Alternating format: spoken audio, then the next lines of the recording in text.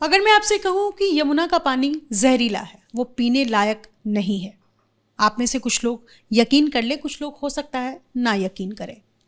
लेकिन सवाल ये है कि अगर जहरीला है तो किस रेंज तक है, किस हद तक जहरीला है, केमिकली जो इम्प्योरिटीज़ हैं वो किस हद तक पहुंच गई हैं, किस लेवल तक है, और इसके अलावा बायोलॉजिकली जो है वो किस यूनिट के बीच में होना चाहिए था और कितना ऊपर है।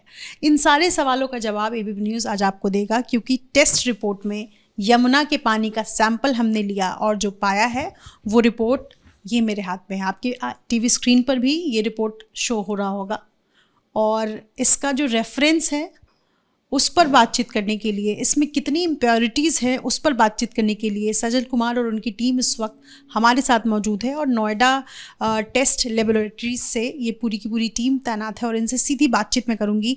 ये इसमें जो सैंपल है इसके मुताबिक 14 नवंबर को सैंपल दिया है, और आज हम लगभग एक हफ्ते बाद ये टेस्ट रिपोर्ट के साथ आपके पास आए हैं।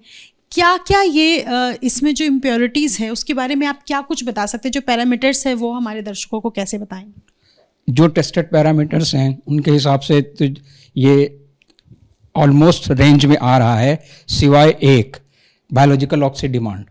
ये होता है कि जो केमिकल्स प्रेजेंट होते हैं और जो बायोलॉजिकल ऑर्गेनिज्म प्रेजेंट होते हैं उनके लिए ऑक्सीजन की ज़रूरत होती है, जो कि इसमें जो है उसकी जो डिमांड है वो काफ़ी हाई है, लेकिन यहाँ पर वो काफ़ी ज़्यादा दिख रहा है। तो इस हिसाब से खाली एक बायोलॉजिकल ऑक्सीजन डिमांड जो है वही रेंज के बाहर है, और बाकी सब पैरामीटर्स तो उसमें रेंज में दिख रहे हैं।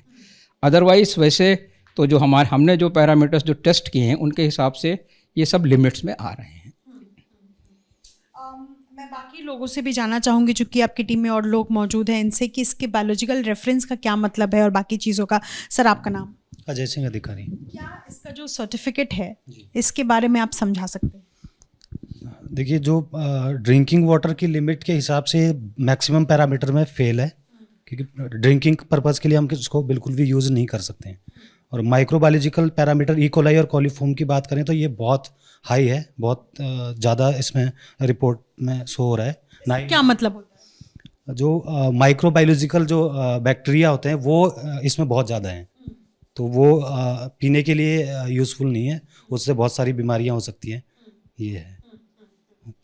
इसका क्या खतरा है? मतलब जैसे छठ व्रती हैं, चूँकि ये सबसे ताज़ा घटना है इस वजह से मैं जानना चाहूँगी, जो छठ व्रती हैं जो झाग भरे पानी में उन्होंने व्रत किया है, कुछ लोगों ने इसको पानी को ग्रहण भी किया क्योंकि पवित्र हम समझते हैं, ये चली आ रही है, लेकिन इसका पानी, हाँ, पानी के अंदर झाग भरा डिटर्जेंट होता है, तो ज़्यादा देर उसमें खड़े रहने से, बाथिंग स्नान करने से क्या बॉडी के अंदर ईचिंग की प्रॉब्लम हो सकती है।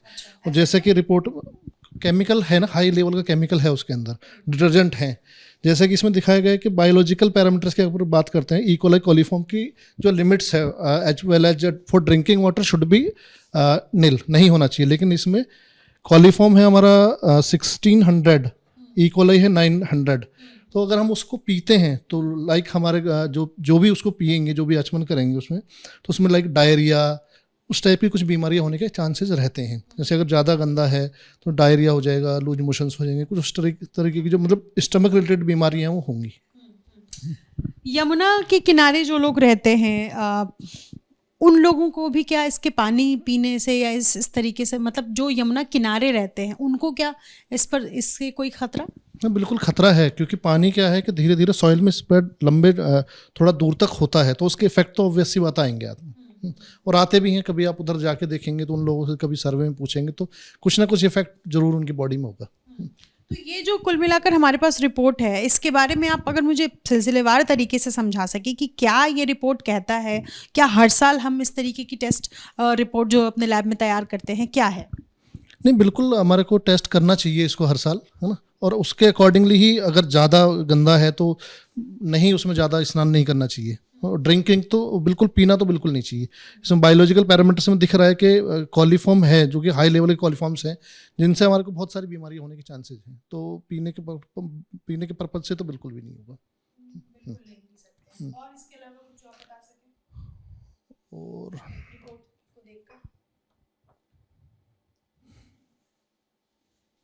और सारे parameters almost with in limit है और सब ठीक है। कोलीफॉर्म और इसका इकोलाई का मेन सोर्स जो है वो सीवेज वाटर है। जो फीकल मैटर होता है उसमें ये ज़्यादा पाए जाते हैं। तो आसपास हो सकता है कि कोई सीवेज ट्रीटमेंट प्लांट हो, अनट्रीटेड पानी उन्होंने डाल दिया हो, तो इस वजह से बढ़ा है। सरकारें हर साल दावा करती है कि यमुना का पानी हमने साफ़ करवाया है, एक छोर से नहीं दूसरे छोर से साफ़ करवाया है और ये रेगुलर प्रोसेस है।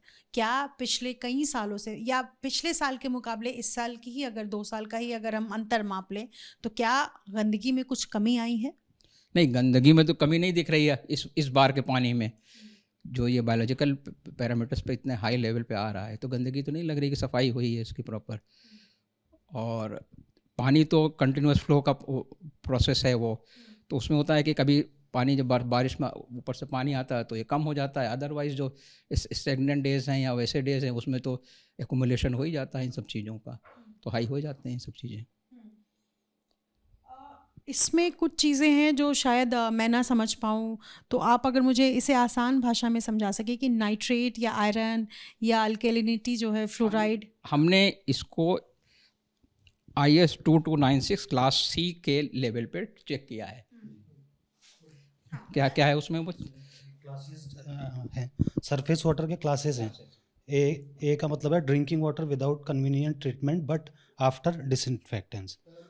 और ज़्यादा होता है ना, कहीं भी किसी भी टाइप के वाटर के अंदर फ्लोराइड बहुत ही ज़्यादा है। आपने कुछ देखा होगा ना, कुछ लोगों को दांत की बीमारी हो जाती है, ऐसे मसूड़ों पे स्वेलिंग सी आ जाती है, तो उसको मैं आपका नाम जानना चाहूँ। मेरा नाम पंकज शर्मा है। पंकज, मैं आपसे ये समझना चाहती हूँ, अब आप मुझे ऐसे समझाएं कि जो आपने टेस्ट के लिए सैंपल लिया वो कैसे तैयार किया, ये मुझे बताएं। सैंपल कहाँ से लिया, सैंपल कहाँ, किस यमुना के किस किनारे से आपने पानी ली है? तो आपकी टीम लेके आई थी ना, अच्छा, ABP न्यूज़ की टीम। उसकी टीम सैंपल लेके आई है ना हमारे पास। हाँ जी। उसके बाद आपने कैसे उसको लेबोरेटरी में? PH, alkalinity, TDS, nitrate, fluoride से सारे केमिकल पैरामीटर्स हैं जिनका टेस्ट करने का प्रोसीजर सबका डिफरेंट प्रोसीजर्स है। अकॉर्डिंग टू IS 3025 के अकॉर्डिंग हमने सबको उसको टेस्ट किया है, जिसके रिजल्ट आपके सामने हैं। और फिर हमने ये माइक्रोबायोलॉजिकल पैरामीटर्स इक्वली और कोलिफॉर्म टेस्ट किया है। अब एक पैरामीटर की मैं बात करूँ, लाइक फ्लोराइड, हमारा फ्लोराइड है इसमें आ रहा है 0.78, लिमिट इज 1.5 मैक्स। अगर हमारा इसमें वैसे तो लिमिट की रेंज में है, बट अगर लिमिट से ऊपर जाता और उसको लंबे समय तक कोई यूज करता है उस पानी को, तो लाइक फ्लोरोसिस बीमारी एक होती है जिससे मसूड़ों पे स्वेलिंग और दांतों का ख़राब हो जाना, तो उस टाइप की बीमारी high level of concentration fluoride उस टाइप की बीमारी करती है। लाइक अगर हम जैसे मैग्नीशियम की हमारी कोई ऐसी सच लिमिट नहीं है इसमें, और pH 7.45, अगर हमारा pH 6.5 से कम आता है और उसको हम रेगुलर इनटेक करते हैं तो हमारे को रेगुलर एसिडिटी की प्रॉब्लम बनी रहेगी। और तो ये सारी दिक्कतें, लाइक क्लोराइड्स का है, अगर हम हाई लेवल का हाई कंसंट्रेशन ऑफ क्लोराइड का वाटर को इंटेक्ट करते हैं तो हमारे को धीरे धीरे आप देखते होंगे स्टोन की प्रॉब्लम होती है। तो वो स्टोन की प्रॉब्लम ये hardness of water, calcium hardness और इन सब से ये बनती है।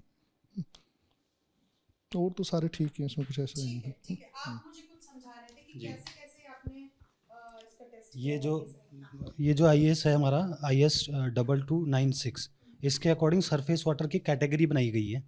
ये 5 कैटेगरी में बांटा गया है, A, B, C, D and E। ठीक है, तो इसकी अगर A कैटेगरी की बात करें तो A कैटेगरी में वो पानी आता है सरफेस वाटर जिसको ड्रिंकिंग वाटर जी विदाउट ट्रीटमेंट। कुछ चीज़ें ऐसी हैं, कुछ ऐसे पैरामीटर्स जो कि E कैटेगरी में, बहुत ही सीवियर कैटेगरी में है इसका, जी जिसमें कि मैं देख पा रही हूँ ऑयल एंड ग्रीस। जी, ये कैटेगरी जो है ये सबसे ऊपर है, ऑयल एंड ग्रीस नहीं, TDS क्या है ये इसका मतलब ये है मैम कि जो ए कैटेगरी में जो पानी आएगा उसकी 500 लिमिट होनी चाहिए। ठीक है, हमने जो स्टैंडर्ड दिया है आपको C कैटेगरी में दिया है। C कैटेगरी जो स्टैंड करता है drinking water with a conventional treatment followed by the disinfections. और जैसे अब आप क्लास E की बात करें तो क्लास E जो वाटर होता है वो इरिगेशन पर्पज से, हमारी खेती के पर्पज से होता है। तो हमने क्या है कि इसमें कुछ लोग पीते भी हैं, उसमें स्नान भी करते हैं, तो इसलिए क्लास C के अकॉर्डिंग इसको टेस्ट किया है। हमने जो लिमिट दी है इसमें क्लास C के अकॉर्डिंग दी है। ठीक है, ठीक है, जो जैसे क्लास सी का ही है जी।